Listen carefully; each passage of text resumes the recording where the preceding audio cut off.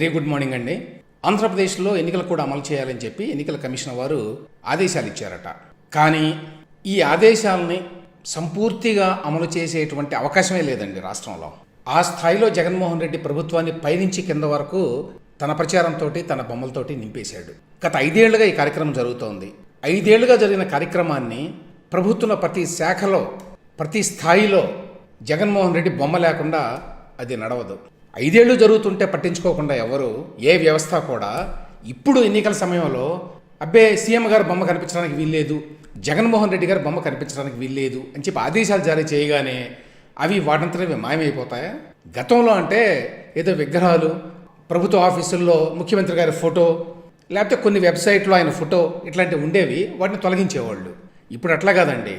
ప్రతి చోట, అది స్కూల్ కావచ్చు, అది ప్రభుత్వ కార్యాలయం కావచ్చు, అది ప్రభుత్వం ఇచ్చే సర్టిఫికెట్ కావచ్చు, లేదు పిల్లలు తినే చిక్కీ కావచ్చు, ప్రతి దాని మీద జగన్మోహన్ రెడ్డి గారి బొమ్మ. ఎలా తీసేస్తారు? వార్త ఏంటంటే చాలా గొప్పగా రాసుకుంటామండి ఇవి. ఆ బొమ్మలు తొలగించండి, జగన్ ఫోటో నవరత్నాల లోగో ఉన్న ధృవపత్రాలను పంపిణీ చేయొద్దు, ఎన్నికల సంఘం ఆదేశాలతో సీఎం ప్రచార పిచ్చికి బ్రేక్. ఏమీ బ్రేక్ పడదండి. ఇది వీళ్ళు రాసుకోవడం. ఇది ఆంధ్రజ్యోతిలో వార్త. బొమ్మ వదలాలి, జగన్ బొమ్మల పిచ్చికి కోడ్ దెబ్బ, పల్లి చిక్కీ నుంచి భూమి పట్టా దాకా అన్నిటిపైన జగనన్న. ఈ బొమ్మ వదలాలంటే ఎట్లా వదులుతుంది? బొమ్మ వదలదు. ప్రతి చోట జగన్మోహన్ రెడ్డి గారి బొమ్మ ప్రభుత్వంలో అంతర్భాగంగా మారిపోయింది. 5 ఏళ్ల పాటు జరిగింది ఈ కార్యక్రమం అంతా. ఇప్పుడు ఎన్నికల నియమావళి అమలులోకి వచ్చింది కాబట్టి ఇదంతా అడ్డగోలు ప్రచారం కాబట్టి దీన్ని కట్టడి చేయాలని చెప్పి ఎన్నికల సంఘం వారు ఆదేశాలు ఇస్తారు. ఎట్లా కట్టడి చేస్తారు? ఏ విధంగా కట్టడి చేస్తారు?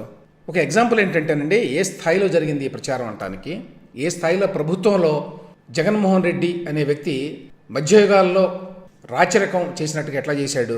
విద్యార్థులకు ఇచ్చిన బెల్ట్లు, బ్యాగుల పైన జగనన్న విద్యా కానుక అని రాశారండి ఫర్ ఎగ్జాంపుల్. సో ఇప్పుడు ఆ బెల్ట్లను ఏం చేయాలి విద్యార్థులు? అవి తీసుకొని రావాలా స్కూల్కి? బ్యాగులను ఏం చేయాలి విద్యార్థులు? బ్యాగులు ఇంట్లో పడేసి రావాలా? పుస్తకాలు పట్టుకొని రావాలా? ఏ విధంగా చేయాలి అది? డిక్షనరీలు ఇచ్చారండి పిల్లలకి, గుర్తుండే ఉంటుంది. ఇంగ్లీష్ డిక్షనరీ ఇస్తున్నాము అని చెప్పి దాని మీద జగన్ బొమ్మ వేసి, ఆక్స్ఫర్డ్ లాంటి వాళ్ళు ఎట్లా చేశారో నాకు ఇప్పటికి అర్థం కాదు. ఆక్స్ఫర్డ్ వాళ్ళు చేసి ఉంటారు అది, ఆ డిక్షనరీ. ఆక్స్ఫర్డ్ డిక్షనరీని ప్రైవేట్ వాళ్ళ కాంట్రాక్ట్కి ఇస్తారు. ప్రైవేట్ వాడు దాని మీద జగన్ బొమ్మ వేసి దాన్ని ప్రభుత్వానికి సప్లై చేస్తాడనమాట, సంతోషపెట్టడానికి వాళ్ళని. ఈ విధంగా ఇంగ్లీష్ డిక్షనరీ మీద కూడా మన జగన్మోహన్ రెడ్డి గారి బొమ్మ ఉన్నదండి. ఇప్పుడేంటి పిల్లలు ఇంట్లో మీరు జగన్మోహన్ రెడ్డి బొమ్మ ఉన్నటువంటి డిక్షనరీని వాడొద్దు అని ఏమైనా ఆదేశాలు ఇస్తారా? దాన్ని అమలు చేస్తారా? అది సాధ్యమేనా?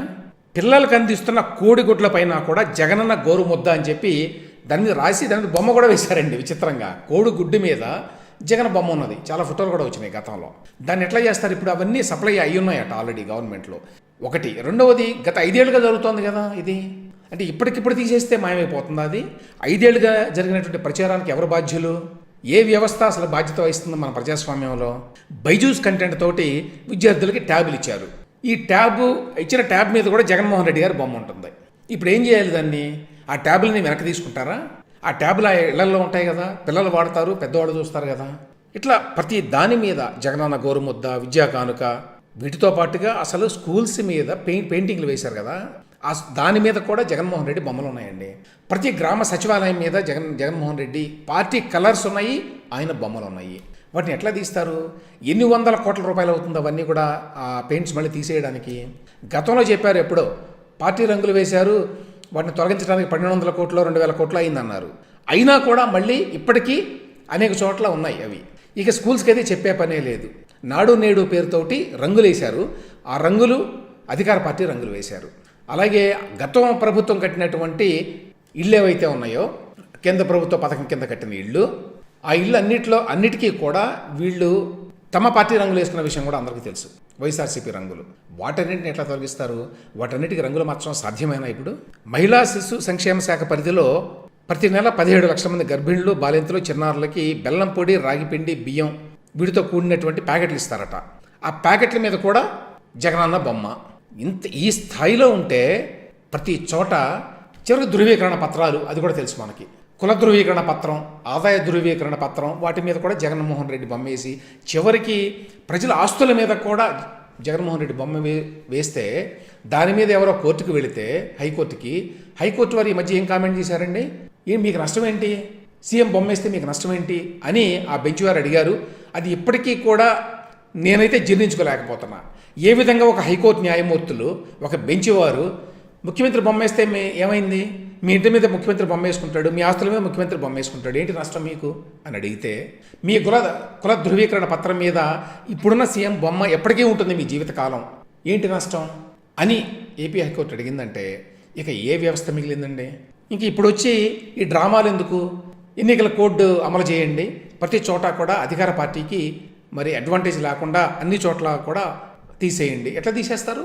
సాధ్యమైనది హ్యూమన్లీ ఇంపాసిబుల్ అనమాట మొత్తం తీసేయడం. అంటే అధికార పార్టీకి, జగన్మోహన్ రెడ్డికి అనుకూలంగా అడ్వాంటేజెస్ కానీ ఎన్నికలు జరుగుతాయి. ఇందువల్ల అంటే మన వ్యవస్థలన్నీ అట్టర్ ఫ్లాప్ అయినాయి, అట్టర్ ఫెయిల్యూర్ అయినాయి. మొదటి రోజు నుంచి తీసుకోవాల్సిన చర్యలు ఏ వ్యవస్థ తీసుకోవాలా, ఏ ఐఏఎస్ అధికారి అబ్జెక్ట్ చేయాలా? మీరు చిక్కీ మీద మీ బొమ్మ ఎట్లా వేస్తారు, కోడిగుడ్డు మీద మీ బొమ్మ ఎట్లా వేస్తారు? ఎవరు మాట్లాడాల.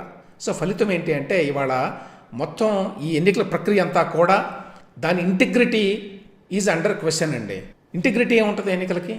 రష్యాలో జరిగిన ఎన్నికల మాదిరిగా, దాని గురించి కూడా మాట్లాడదాం తర్వాత. రష్యాలో జరిగిన ఎన్నికల మాదిరిగా ఉన్నాయి ఇక్కడ. రష్యాలో కూడా ఇంత ఘోరంగా జరుగుతున్నాయని నేను అనుకోను. కాబట్టి ఎన్నికల సంఘం వాళ్ళు ఇచ్చేటువంటి ఆదేశాలు ఏవైతే ఉన్నాయో మొత్తం అన్ని చోట్ల నుంచి కూడా సీఎం బొమ్మలు తీసేయాలి, అధికార పార్టీ నాయకుల బొమ్మలు ఉండకూడదు అనేవి ఊరికే పేరుకు మాత్రమే, పేపర్లో రాసుకోవడానికి మాత్రమే. అవి వాస్తవంగా అమలు కావు ఎన్నికల్లో. ఈ ఎన్నికల్లో ఖచ్చితంగా అధికార పార్టీకి అనుకూలంగా అడ్వాంటేజెస్గా ఈ ఎన్నికల ప్రక్రియ అంతా జరుగుతుంది. దీనికి ప్రధాన కారణం అన్ని వ్యవస్థలు, ఇంక్లూడింగ్ ఎన్నికల కమిషను, ఇంక్లూడింగ్ మన న్యాయ వ్యవస్థ, ఇంక్లూడింగ్ మన బ్యూరోక్రసీ, అందరూ బాధ్యత వహించాల్సిందే. దీన్ని బాగు చేసేవాడు ఎవడు అనేది ఎవరికి అర్థం కావట్లా.